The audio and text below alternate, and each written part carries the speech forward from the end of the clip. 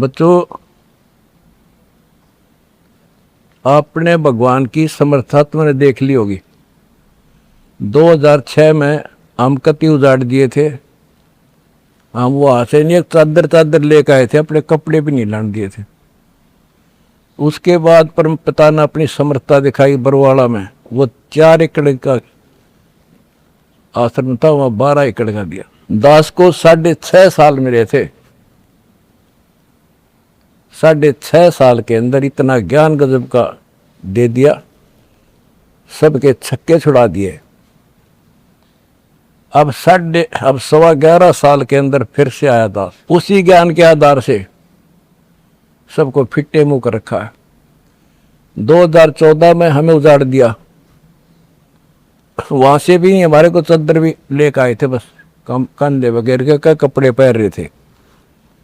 सारा कुछ नष्ट कर दिया, तबाह कर दिए। 900 मेरे बच्चे 1000 जेल में ठोक दिए। नो सोच लिया था अब ये समाप्त हो गए, लेकिन बच्चों भक्ति मार्ग जो है उजड़ के बसता है। जैसे खेत में गेहूं डाला जाता है, वो नष्ट होकर ही होता है, कई गुना होकर आता है। आज आप देख लो अपने परमात्मा की समर्थता।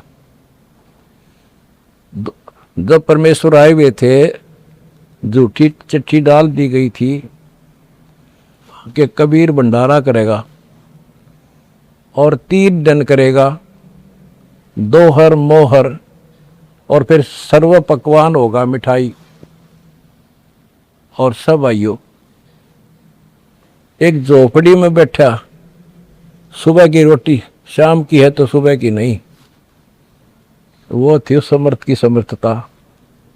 18 लाख व्यक्ति आगे, अनाथ जीव नरे, और सबको 3 दिन वो मोहन भोजन खिला दिए। और वो देखकर दुष्ट खड़े खड़े। तो बच्चों, आज तक नहीं समझ में नहीं आ रही ये झूठ बोलते हो या कथा झूठी है। कथा ना तो जब झूठी थी, और आज हर तीसरे महीने 18 लाख के 50 लाख जिम्मे, और 3 दिन जिम्मे वो ये मोहन भोजन खिलाते। और आज बच्चों 2014 में एक आश्रम था हमारा, और आज 13-14 हो चुके हैं, और ये सारी पृथ्वी आश्रम हो जाएगा। विश्वास रखियो।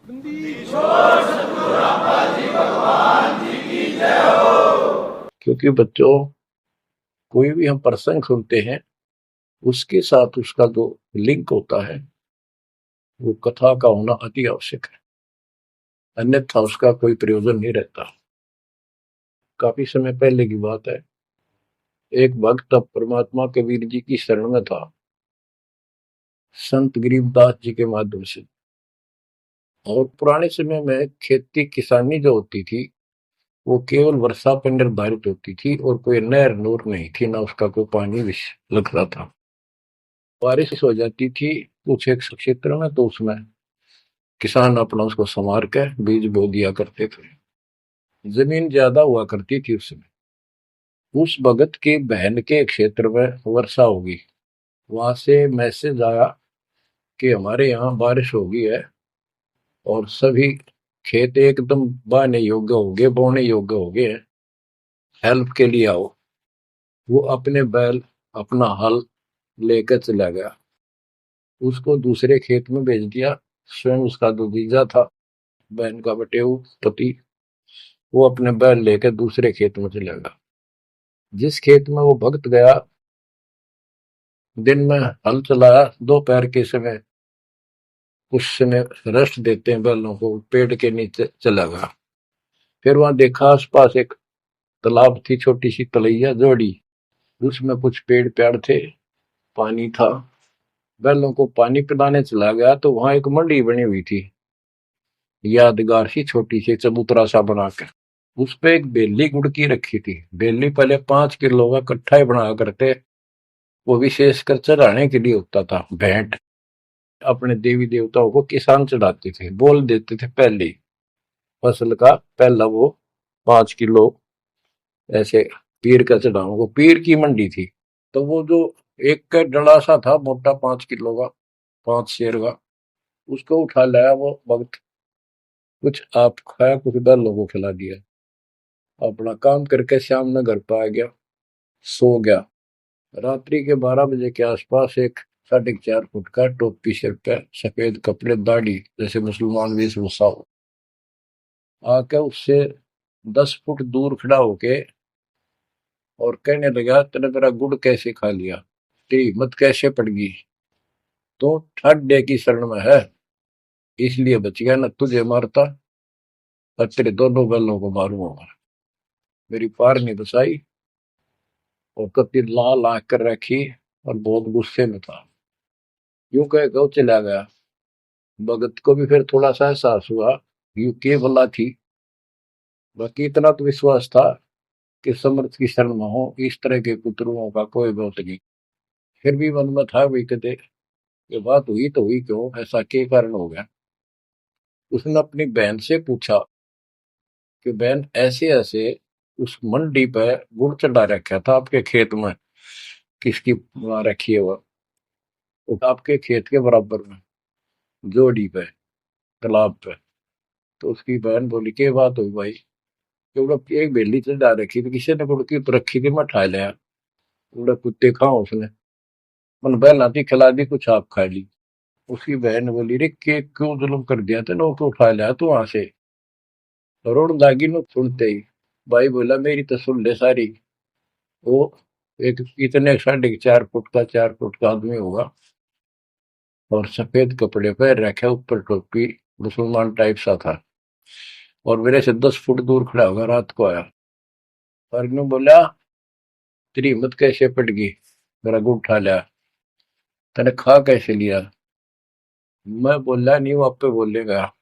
ने बोला, तू ठाट देगी शरण में है, न तुझे मारू और तेरे दोनों गल मारू। ला ला के रखी थी और नो कहकर चला गया वापस। वह भेड़ और फूट फूट कर रोने लगी। बोला, रे तो मेरा काला मुंह कराओ के जवाब दो, मां ने न्यू शहरों से तने के वो है गुड़ पाया खाने को। हमारे आप सारे गुड़ की कमी है यहाँ पर। बहुत बुरी तरह लगी रो भाई, बचा कुकर मेरा भाई। अपने पति ने भी लड़न लगी, तने क्यों भेजा ही उस साइड में, तो इन्होंने क्यों ना भेजा, तेने बताना चाहिए था इसको पहले। वो भाई बोला, है तेरी अब भी अकल पर पर्दा पड़ रहा, उतरा शेर हाथ जोड़ के गया। अरे नो क्या तू ठाट देगी सड़ में, हजार तो बच गया, न मारी न दो मैंने तो रोए जाओ पाछे थे। अरे मैं जिंदा जी रोने लाग रही तो पागल कहेंगी, इतनी भी अकल पे पर्दा पड़ गया तुम्हारे। मैं किसकी सुनूं पता है। मैं ये रिक्वेस्ट करूं थारे ते, तुम भी आ जाओ, ना इन भूतड़िया दिन में डर डर मर जाओगे। तो बच्चों, यम किंकर कर जोड़ चले तिस देख रे। बच्चों, आत्मा फूट फूट गाती है, चारों युग में संत पुकारे, कूक क्या हम हेल रे। हीरे माणिक मोती बरसैया जग टूटा ढेर रे। ये डड़े चुगड़ की आदत पड़ गई है। यम किंकर कर जोड़ चले तिस देख रे, धर्म राय की बंद मिटावे लेख रे। जीव जूनी नहीं जावा ठाडे गही ठाडे में, दर्द मंद हजूर पकड़ छे की वही। सुन मंडल सतलोक अगमपुर धाम है, धन बंदी छोड़ कबीर तुम्हारा नाम है। बच्चों, इस परम पिता के प्रेम में ऐसे गजब के ज्ञान, ऐसे समर्थ की शरण आत्मा भावुक हो जाती है, रोका नहीं जाता। सो शुक्र मनाते अपने गुरुदेव का, एक निछोड़, हे परम पिता कैसे शरण दिया आपने, कैसा सुंदर राह बता दिया। नहीं अन्य बिरान माटी राखो या भूतड़े, अरे न पूजे भी जाओ और दुर्गति भी जो कि न रहनी थी। और गीता कहती है, भूत पूजोगे भूत पढ़ोगे। परमात्मा की सूक्ष्म वेद की वाणी कहती है, भूत में सो भूत है, देव में सो देव, राम में सो राम है, सुन सकल सुरदेव। अब प्रश्न चल रहा है, कबीर जैसे फन पति मंत्र सुन, रख फन सकोड़े, ऐसे बीरा मेरे नाम से काल चल मोड़े। पारक के अंक की अमर ग्रंथ की प्रथम वाणी है। ग्रीव न्योल नाद सुभान गति, लड़े भुजंग हमेश, जड़ी जानो नाम जगदीश है, विष नहीं वह पैसेश। जैसे एक नेवला होता है सारा 9 इंच का प्राणी, और वो 10 फुट के सांप को, सर्प को, भुजंग को मार देता है। कैसे मार देता, उसके पास एक ट्रिक है। उसके पास एक जड़ी होती है, एक नागदमन जड़ी होती है जंगल में, उसको सूंघता है, उसमें स्मेल आती है। वो सर्प को उस समय छेड़ता है जो वो जड़ी के आसपास होता है।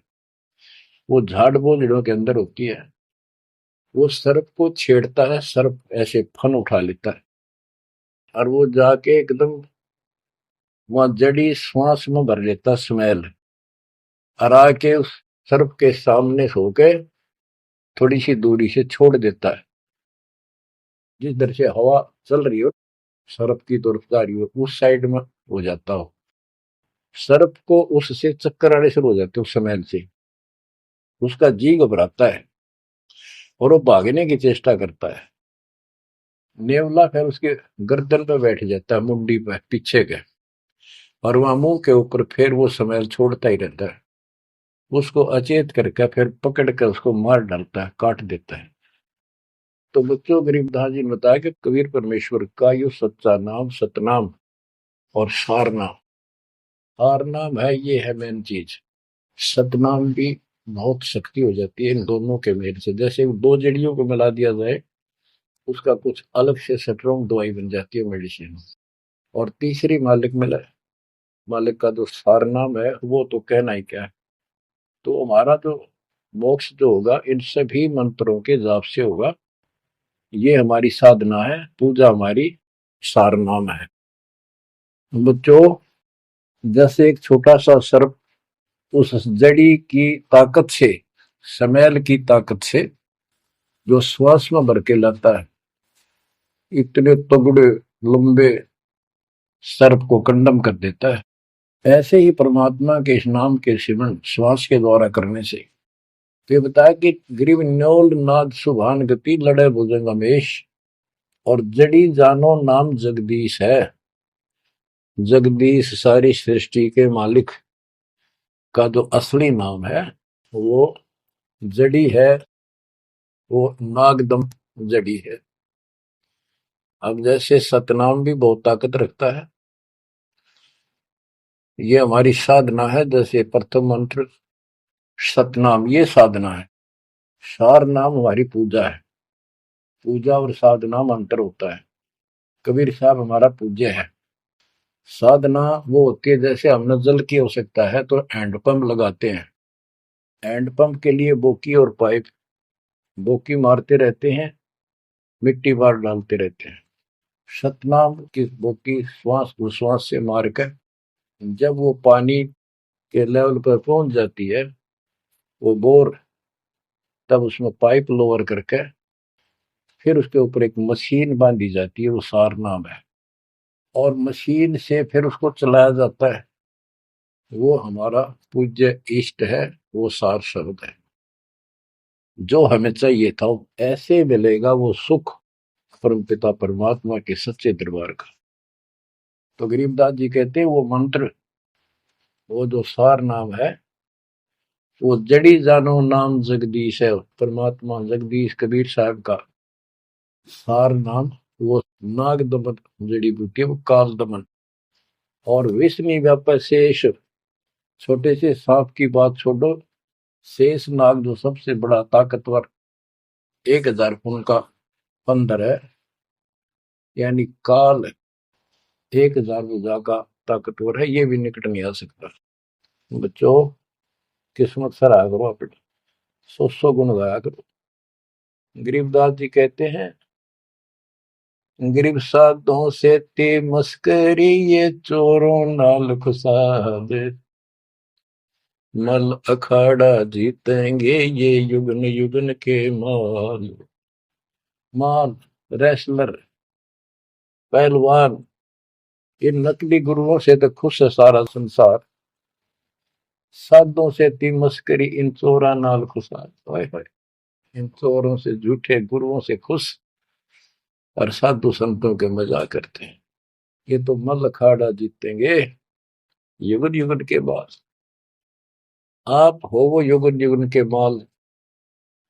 बच्चों, आपको बहुत बार प्रमाण दिए जाते हैं, देता ही रहूंगा आखिरी सांस तक, क्योंकि सिलेबस यू है। टीचर सारा साल सिलेबस पढ़ाता है, उल्टा सुल्टा उन्हें कोई रट्टा लगवाता है और तब बच्चे सफल होते हैं। परमात्मा योगों से आपके साथ है। सतयुग में राजा अम्बरीश एक बहुत बड़े धार्मिक राजा हुए हैं और खूब यज्ञ किया करते थे, भंडारे करते थे, ब्राह्मणों को खूब धन दान करते थे, लागड़ गऊ बांटा करते थे। हजार हजार लागड़ गऊ बांट देते। लागड़ माने बच्चे वाली, ब्याई हुई, दूध वाली। भोजन भंडारे करवाते थे, दक्षिणा देते थे। जैसा भी लोक वेद सुना था, गुरु जी ने बताया था, ऋषियों ने, वो सारा कुछ करते थे। परमात्मा वहां भी साथ रहते हैं, उनकी इज्जत रखते हैं भक्ति की, और बीच बीच में उनको समझाने की चेष्टा की, कोई ऋषि रूप बनाकर अम्बरीश जी को सच्चा मार्ग बताया, खूब ध्यान से सुना और नाम लिया। लेकिन वो ऋषि वहां सैकड़ों और मालिक एक। आखिर में राजा अम्बरीश भी हाथ खड़े कर गया, मालिक की साधना छड़ दी और वो ऋषियों वाली वो शुरुआत कर। इतने अच्छे भगत विष्णु जी के बने हुए थे। बच्चों में अब हंसी भी आती है, दुख भी होता है। गरीब वेद पढ़े पर भेद न जाने, वाचे पुराने ठारा, और पत्थर की पूजा करे, भूल गए सृजनहारा। वेद पढ़ा करते ऋषि उस समय, केवल वेद। पुराण तो इनकी अपनी रचना है, फिर वो सा लिखते चले गए और सारा वेद के विरुद्ध साधना करते करते और कराते थे। विष्णु जी की पूजा करे, और गीता क्या कहती है, तो चारों वेदों का सारांश है।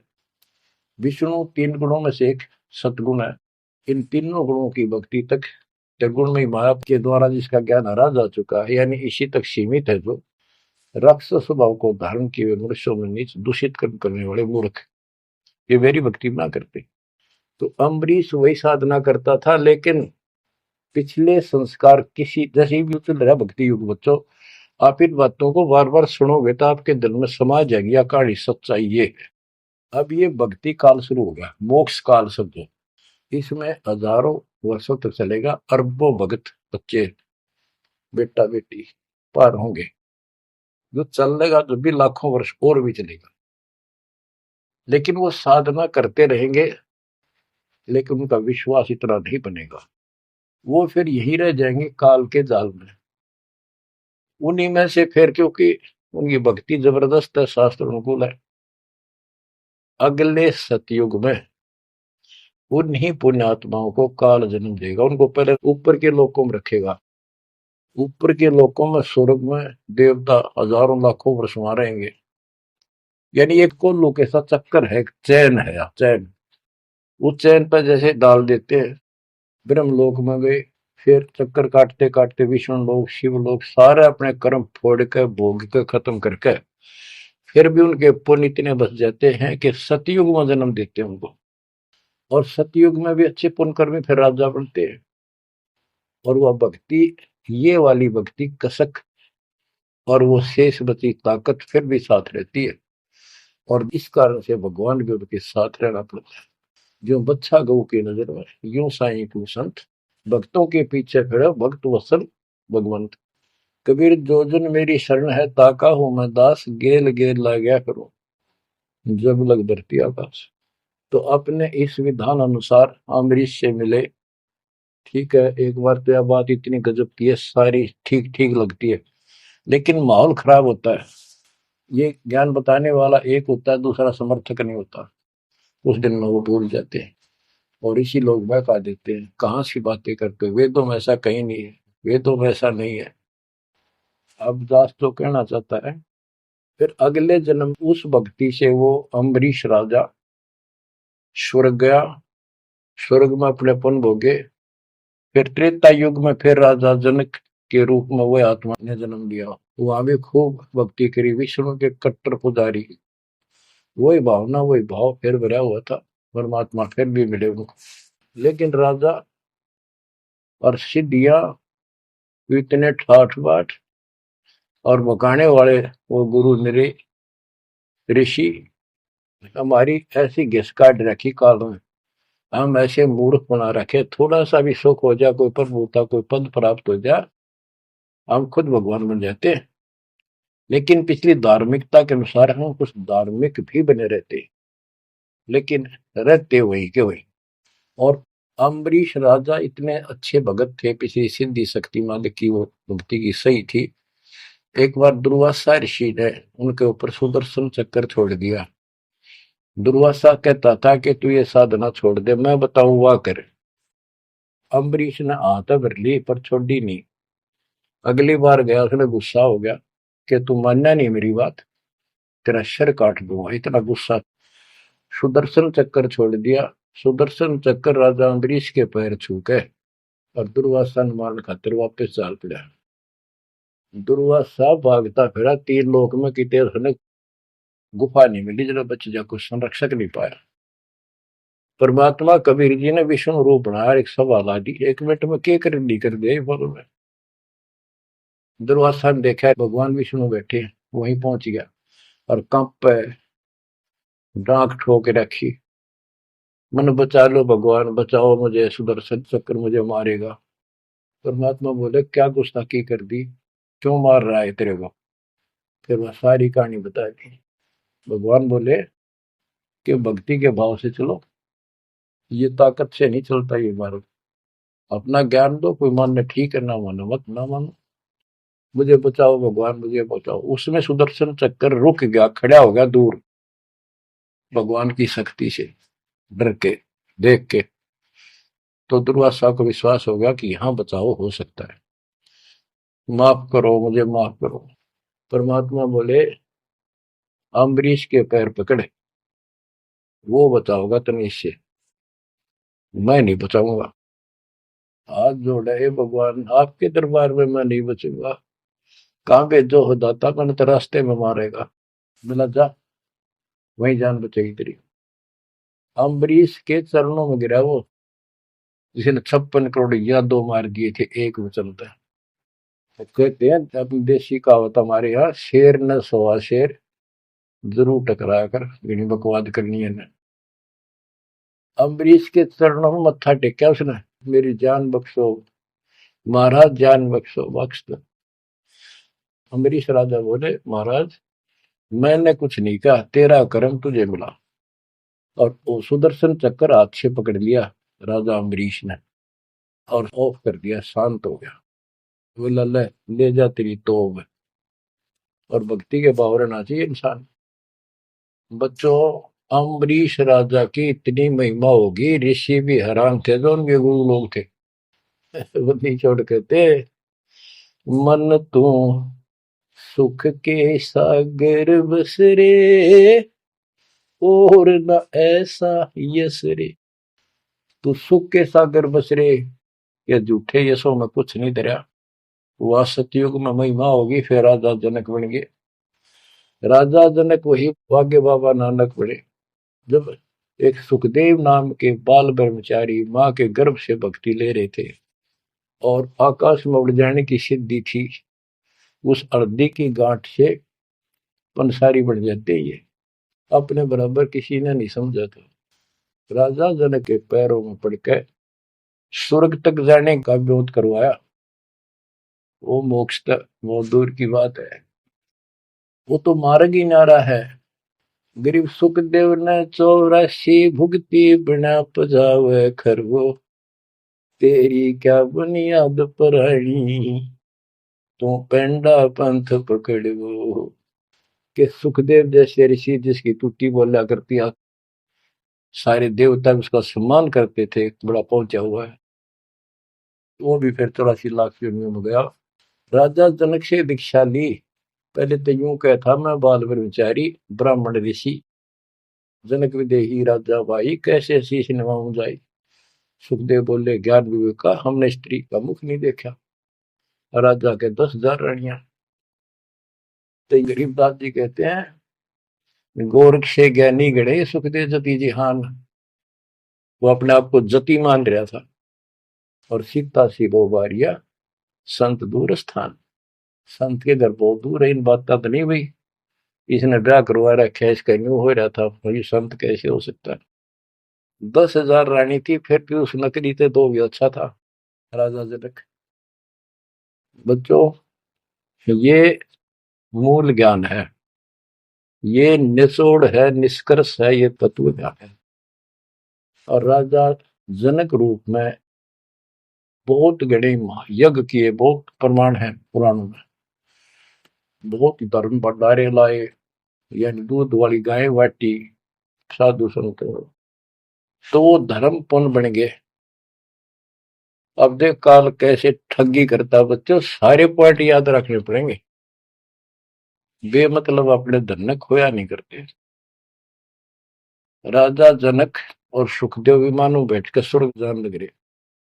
रास्ते में एक 12 करोड़ आत्माएं नरक में तंग पा रही थी, हाहाकार मचा रोवे। राजा जनक ने कहा, ये आवाज कहां से आ रही है चिल्लाने की, रोको मेरा विमान रोको। रोक दिया। उनको बताया गया कि यहाँ एक नरक है, उसमें 12 करोड़ आत्माएं जीव अपने कर्म दंड भोग रहे, पाप। राजा ने कहा, इनको छोड़ दो, इनको कष्ट ना दो। तो वहां जो उनके साथ गए थे देवदूत यमदूत, वो कहने लगे, जी यहाँ आपका हुक्म नहीं चलता, यहाँ का राजा धर्मराज है, उसके आदेश से सब कुछ होता है। बोला, या तो मुझे इस नरक में डाल दो, मुझे भी यहीं छोड़ दो, ना इनको निकालो। धर्मराज तक बात गई। धर्मराज जी वहां आए, बात सुनी। धर्मराज बोले, राजन, अपने अपने कर्मा का फल सब न भोगना पड़ता है, ऐसे नहीं कुछ हो सकता। तो राजा आकड़ गया। भाव यानी एक परमार्थी भाव, परमार्थ भी हिसाब का होना चाहिए, उपवाद में कोई परमार्थ नहीं चला गया कि मैं या तो मुझे यहाँ छोड़ दो या इनको साथ लो मेरे। तब धर्मराय ने एक विकल्प निकाला कि आप अपने पुण्य दे दो इनको, आधे या जितने चाहते हो, उतने समय तक इनको आपके साथ वहां स्वर्ग में भेज देंगे। राजा ने 50% पुण्य दान कर दिए। सबको बिठा के 12 करोड़ आत्माओं को विमान में बिठा के और स्वर्ग ले गए। बच्चों, सुखदेव ने गलती करी नहीं, वो तो आज तक स्वर्ग में है। और वो राजा जनक ने आधे पुण्य खत्म कर दिए, बाकी के पुण्य में किला झाड़ के खा के खर्च के खोखंडा के बाबा नानक रूप में जन्मे। पहले राजा थे 2 जन्मों में, दुनिया भर के नौकर होते थे, और फिर हैंड टू माउथ हो गए, खुद नौकर लगे नवाब के मोदी खाने में, गोदाम में। अब बच्चों, अब हमने सावधानी न्यों भी बरतनी है, अपने नाम ने अपने भक्ति ने नष्ट नहीं करा, किसी के ऊपर भावुक हो गया। एक बताओ था कि मैंने अपने भाई दुखी हो रहा था, उसको अपने पुण्य दे दिए, भक्ति दे दी, वो तो ठीक हो गया। मेरी डूबती हो रही है, बुरा हाल हो रहा ना, वो दिक्कत होगी, बीमारी होगी, आगे तागे दुख होने लग के। तो ये बकवाद नहीं चले, मर्यादा जो बनाई है उसको संभालो। तो कहने का भाव ये है कि आपको इस पॉइंट पे लाना चाहता हूं। अब राजा जनक राजा थे, राजा अम्बरीश राजा थे, वो बाबा नानक बने खुद नौकर लगे राजा के। अब यहां आकर हमारी बात टिकती है कि साधों से तीमस करिए चोरा नाल खुशाल, मल अखाड़ा जीतेंगे ये युग युग के बाद। यानी भक्ति की चाह, भगवान की चाह उनके में तब भी थी, पर एक्सरसाइज गलत थी। अब परमात्मा फिर मिले उनको आकर के।